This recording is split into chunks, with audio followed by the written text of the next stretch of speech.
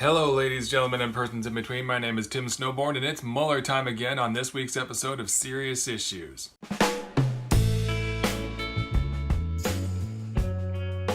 So, what is going on with the Mueller investigation? Gosh, there is so much going on I can hardly keep up with it, but I'll just stick to three things today. The first one is not directly associated with the Mueller investigation. It concerned the House Intelligence Committee's investigation into Russia's interference in the 2016 election. What happened today was that the Democrats released their counter memo to the Nunes memo. You remember the Nunes memo. It's that hit piece written by Devin Nunes and his staff full of cherry-picked information from intelligence reports that neither Nunes nor the president even read.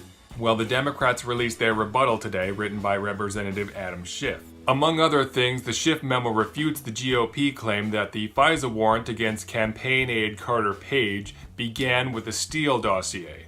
The memo shows that the FBI didn't receive the Steele dossier until they had already been investigating Carter Page for about 7 weeks. The memo also shows that the FISA warrant against Carter Page was reviewed by 4 federal judges that were all appointed by Republican presidents. 2 were appointed by George W. Bush, 1 was appointed by his father, George H.W. Bush, and the 4th one was appointed by Reagan himself.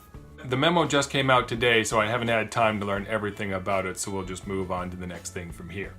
The next issue is that Special Counsel Robert Mueller officially indicted 13 Russian nationals for interfering with the 2016 election.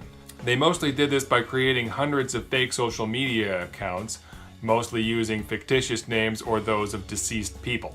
They used those accounts to spread disinformation about Clinton and support the campaigns of Donald Trump, Green Party candidate Jill Stein, and independent candidate Bernie Sanders. Gypsy has decided to join me all of a sudden.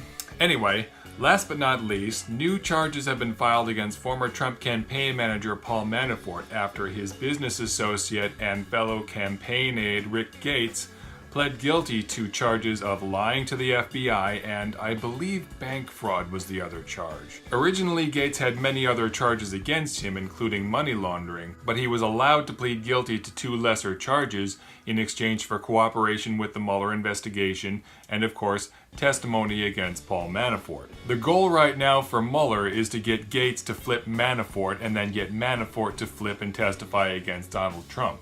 Although there is some speculation that this is going to be harder for him to do. Conservative commentator Rick Wilson said on Twitter that he thinks Mueller is going to have a hard time getting Manafort to flip and testify against Trump because Manafort is afraid that if he does that, Putin will have him killed or hurt his family. I don't know if Wilson was kidding about that, but it seems like a real possibility to me. Many are saying that if Manafort flips, Trump will resign because Manafort knows where the bodies are buried. Well, that's all I got for now. Again, I want to recommend reading the Twitter feed of law professor Seth Abramson if you want a very in-depth analysis of every development in the case. Tell me what you think, guys. Do you think Manafort will flip? We already know that Mueller wants an interview with Trump, and Trump has said that he wants to do it, although I doubt he actually will.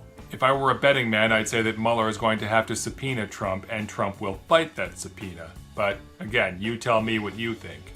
Thanks very much for watching. If this is your first time on my channel, welcome. It's great to have you here. I'd love to have you subscribe and join me for future conversations and check out my previous videos for more. If you're a current subscriber, welcome back. It's great to have you tuning in again. I really appreciate your continued support. I'm still accepting recommendations for a closing salutation, but until I have one, thanks again for watching, everyone. I'll see you next week.